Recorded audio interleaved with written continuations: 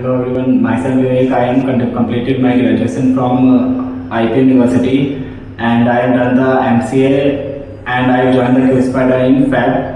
And at beginning I thought that the learning in QSpiders is a bit slow and everything is like okay, everything is going on.